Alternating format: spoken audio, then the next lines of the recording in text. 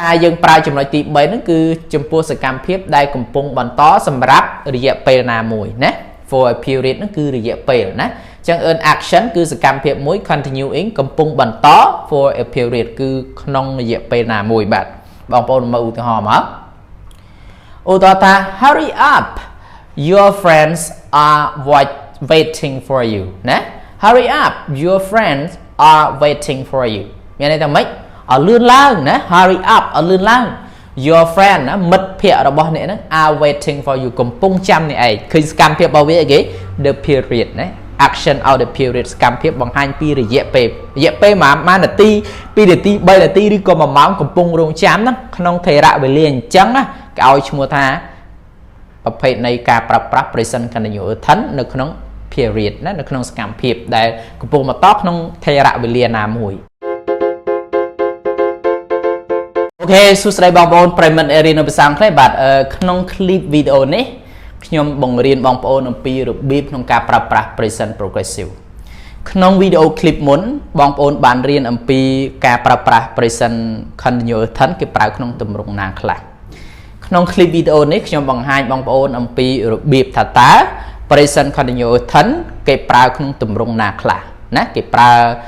យ៉ាងម៉េចបាននៅសុកចេះតែប្រើ present continuous tense យ៉ាងម៉េចបាននៅសុកគេប្រើ present simple ណាគឺអត់មែនចេះតែប្រើទេគេមានគោលការណ៍គេមានកលឹះគេមាន rule របស់គេក្នុងការប្រើប្រាស់បាទ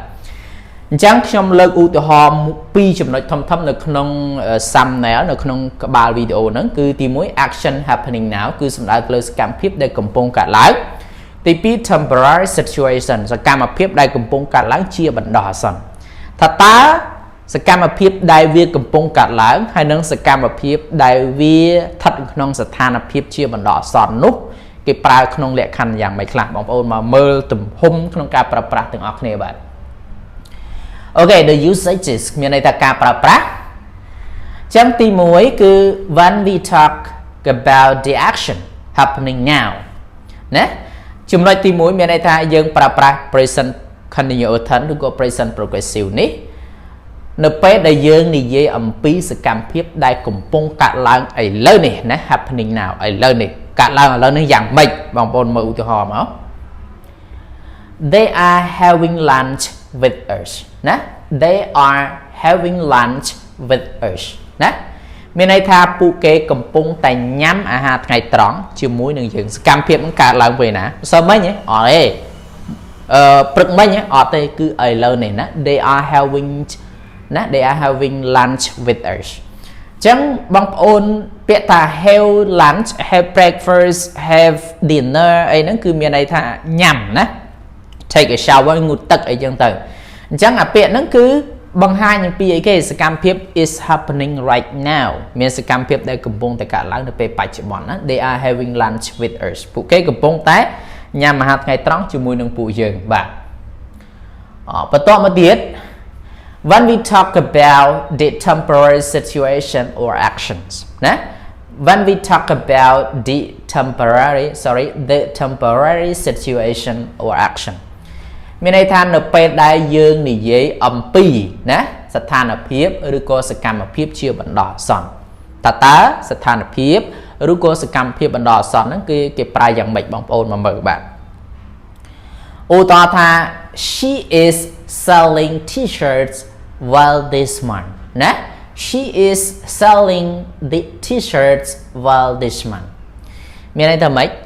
នាងហ្នឹងកំពុងលក់ណាខោអាវលក់អា t-shirt ហ្នឹងគឺខោអាវហ្នឹង while ហ្នឹងគឺដាច់មែនតែនហ្មង this month ខែហ្នឹងឃើញនេះសកម្មភាពវាកំពុងតែ temporary situation ឬក៏ action សកម្មភាពរបស់វាគឺជាបណ្ដោះអាសន្នក្នុងពេលណាគឺក្នុងអំឡុងខែហ្នឹងឆ្នាំហ្នឹងក៏បានសប្តាហ៍ហ្នឹងក៏បានដែរប៉ុន្តែក្នុងការឧទាហរណ៍ហ្នឹងគឺ this month សប្តាហ៍ខែហ្នឹងអញ្ចឹងខែហ្នឹងគឺអីគេនាងមិនកំពុងលក់ខោអាវហ្នឹងដាច់ហ្មងណា she is selling t-shirt well គឺលក់ខោអាវដាច់តែម្ដងបាទអូខេដាច់មិនដាច់យាយមានន័យថាលក់សម្បូរម៉ួយទិញដាច់បងប្អូនបាទអូខេបន្តមកទៀតណាចំណុចទី3 an action continuing for a period ណា an action continuing for a period មានន័យថាយើងប្រើចំណុចទី3ហ្នឹងគឺចំពោះសកម្មភាពដែលកំពុងបន្តសម្រាប់រយៈពេលណាមួយណា for a period ហ្នឹងគឺរយៈពេលណា chẳng ơn action cứ sự cam phiệp mũi continuing cầm pung bẩn to for a period cứ nông dẹp pe là mùi bạn bằng pôn mà ưu hò mà ưu ta hurry up your friends are waiting for you nè hurry up your friends are waiting for you nghe này ta mấy ở lươn lang nè hurry up ở lươn lang your friend á mật phiệt ở bao này nó are waiting for you cầm pung chăm này ấy khi cam phiệp bao nhiêu cái the period đấy action out the period cam phiệp bằng hai pi rồi dẹp pe mà là ti pi để ti bây là ti đi còn mà máu cầm pung rong chám đó không thể rạ về liền trắng á cái mua tha và phải này cả prap present cái này nhiều thánh nó không period nó không cam phiệp để cầm pung mà tóc không thể rạ về liền làm mùi toàn đấy bạn và toàn mà tiết bằng bạn một tiết some typical time expressions with the present continuous nè some typical time expressions with the present continuous មានន័យថាម៉េចប្រភេទនៃពេលវេលាមួយចំនួនណាដែល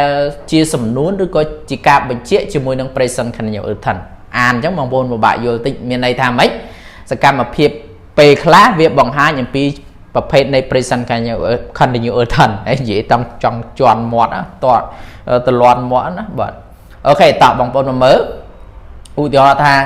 we are decorating the living room at the moment ណា we are decorating the living room at the moment ពួកយើងនឹងកំពុងតែ decor ណានៅបន្ទប់រង់ចាំនៅពេលនេះណា at the moment ឃើញបងប្អូនឃើញពាក្យ at the moment ណាមានន័យឥឡូវនេះពេលនេះអានេះគេឲ្យឈ្មោះថា expression ណា present simple គេប្រើជាមួយនឹង expression គឺបង្ហាញពីសកម្មភាពដែលគេសង្កត់បញ្ជាក់ឬក៏ចង្អុលបង្ហាញពីពេលវេលាណាមួយណាប្រភេទនៃពេលវេលាអញ្ចឹងគេប្រើ present continuous tense ណា we are decorating the living room at the moment ណាពួកយើងកំពុងតែ decor ឬក៏កំពុងតែរចនានៅបន្ទប់ទទួលភ្ញៀវ living room បន្ទប់ទទួលភ្ញៀវ at the moment ឥឡូវហ្នឹងមុនហ្នឹងបាទមួយទៀតចំណុចទី5ហ្នឹងគឺ present continuous with always ការប្រើប្រាស់ present continuous tense ហ្នឹងគឺជាមួយនឹងពាក្យថា always ដែលជាប្រភេទនៃ adverb clause of frequency ណាបងប្អូនបាទចំណុចទាំងនេះគឺវាកម្រប្រើក៏ប៉ុន្តែវាមានក្នុងការប្រើខ្ញុំដកស្រង់មកដើម្បីចែករំលែកទៅកាន់បងប្អូនថាអ្វីបិទតែ always ឬក៏ adverb of frequency ជាប្រភេទនៃកិរិយាសព្ទឬគុណកិរិយាសព្ទដែលប្រើជាញឹកញាប់នៅក្នុង present simple ក៏ដោយក៏ប៉ុន្តែក្នុងទីនេះក៏វាមានក្នុងការប្រើប្រាស់ adverb of frequency ដែរបាទឧទាហរណ៍ថា they are always giving parties those people next door ណា they are always giving parties those people next door ពួកគេហ្នឹងគឺតែងតែណាតែងតែធ្វើពិធីជប់លៀង giving parties ណា those people ទៅកាន់មនុស្ស next door ពាក្យ next door មិនប្រែថាទ្វារនៅបន្ទាប់ទេនៅបន្ទាប់ទ្វារមិនមែនគេប្រែថាអ្នកជិតខាង next door ហ្នឹងគឺអ្នកនៅក្បែរបន្ទប់ជួលគ្នាឬក៏ផ្ទះជាប់គ្នាក្បែរទល់គ្នាប្រើពាក្យ next door ណាបងប្អូនបាទអញ្ចឹងពួកគេតែងតែឃើញគេប្រើពាក្យដែរតែងតែផ្ដល់នៅការជួបលៀងទៅកាន់មនុស្សដែលនៅក្បែរគ្នាណា